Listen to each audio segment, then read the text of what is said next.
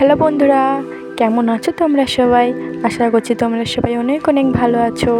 আজকে আমি তোমাদের সঙ্গে কী রেসিপি শেয়ার করতে চলেছি তা তো তোমরা আমার টাইটেলে থাম্বনেল দেখেই বুঝতে পেরে গেছো। বাড়িতেই থাকা কিছু অল্প মশলা দিয়ে তৈরি করব আজকে দুর্দান্ত সয়াবিন আলুর তরকারি। এইভাবে রেসিপিটি রান্না করলে মাছ মাংসকেও হার মানাবে এই সয়াবিন আলুর তরকারি। তো চলো রেসিপিটি শুরু করা যাক। তো এখানে আমি আলু, রসুন, আদা এইগুলো সব আগে থেকে বানিয়ে নিয়েছি। প্রথমে আমি সয়াবিনটা পানিতে কিছুক্ষণ ভিজিয়ে রেখেছিলাম।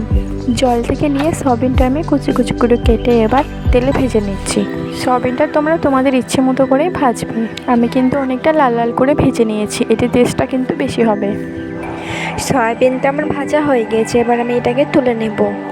তো তোমরা তো দেখতে পাচ্ছ যে আমি কীরকম লাল লাল করে ভেজেছি। এরকম করে ভাজলে কিন্তু টেস্টটা অনেক বেশি হবে। এবার আমি একটা পাত্রের মধ্যে আলুগুলো দিয়ে দিচ্ছি। তোমরা চাইলে আলুগুলো এর মানেও একটু মোটা করে বানাতে পারো। আমি যেহেতু মিডিয়াম সাইজে বানিয়েছি ওই জন্যই বললাম। তো আমি হাঁড়ির মধ্যে আলুগুলো খুব ভালোভাবে বিছিয়ে দিয়েছি। এবার আমি যে আদা, রসুন বাটা, পেঁয়াজগুলো পেস্ট করে রেখেছিলাম সেগুলো দিয়ে দিলাম। এবার আমি দিয়ে দিচ্ছি হলুদ গুঁড়ো। এবার আমি দিয়ে দিলাম লঙ্কার গুঁড়ো। তোমরা যেরকম ঝাল পছন্দ করো খেতে সেরকমই তোমাদের মতোই ঝাল দেবে। এবার আমি দিয়ে দিলাম স্বাদ মতো লবণ। এবার আমি দিয়ে দিচ্ছি ফরচুন খাঁটি সরিষার তেল। এখানে কিন্তু অনেকেই একটা করে ভুল করে ফেলে, মশলাগুলো দিয়ে দেওয়ার পর কিন্তু তারা জল দিয়ে দেয়, কিন্তু এখানে জলটা কিন্তু একদমই দেওয়া হবে না। কিছুক্ষণ ধরে মশলাটা কষিয়ে নেওয়ার পরে তারপরে জলটা দিলে কিন্তু রেসিপিটার স্বাদটা কিন্তু দ্বিগুণ হয়ে যায়। এখন আমি মশলাটা ভালোভাবেই কষিয়ে নিচ্ছি। বাড়িতে মাছ মাংস না থাকলেই ঝটপট তৈরি করে নিতে পারেন এই সয়াবিন আলুর তরকারি।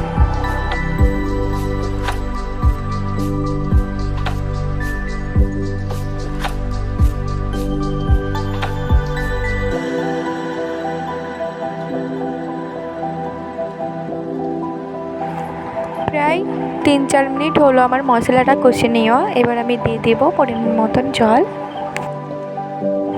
জল দেওয়ার আগে আমি এবার দিয়ে দেব ভেজে রাখা সয়াবিনগুলো। এখানে অনেকেই জল দিয়ে দেয় তারপরে সয়াবিনগুলো দেয়, কিন্তু আমি জলটা না দিয়ে সয়াবিনটা ভালো করে আরেকবার কষিয়ে নিয়ে জলটা দিয়ে দেবো। এটি টেস্টটা কিন্তু আরও বেশি হবে। এবার আমি দিয়ে দিব পরিমাণ মতন জল। আমি ভিডিও পোস্ট করার সাথে সাথে আমি সন্ধ্যে 5টার সময় লাইভেও আসি। তো এখন আমি লাইভে আসতে পারি না, তার কারণে এখন নেটওয়ার্কের খুবই সমস্যা চলছে। আমার প্রিয় ভাই বোনেরা যারা আমাকে নিয়ে একটু চিন্তা করছো যে আমি এখন লাইভে কেন আসি না, তো আমার এখানে নেটওয়ার্কের খুবই সমস্যা চলছে, ওই জন্য আমি লাইভে আসতে পারি না এবং তোমাদের লাইভেও আমি যেতে পারি না। তো সেই জন্য আমি অনেক দুঃখিত। নেটওয়ার্কে যখন আর সমস্যা হবে না তখন আমি আবার সন্ধ্যে 5টার সময় লাইভে আসবো। তো রেসিপিটা কেমন লাগলো অবশ্যই একটু আমাকে কমেন্টে জানাবেন, আর নতুন হলে আমার চ্যানেলটিকে অবশ্যই বন্ধু করে নেবেন। লাস্টে আমি দিয়ে দিলাম ধনিয়া পাতা কুচি, আর দিয়ে দেবো একটু জিরের গুঁড়ো।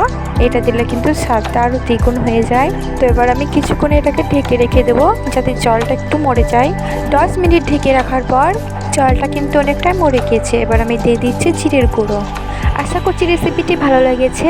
আজকের ভিডিওটি এতটুকুই, দেখা হবে এবার নেক্সট ভিডিওতে। আল্লাহ হাফেজ।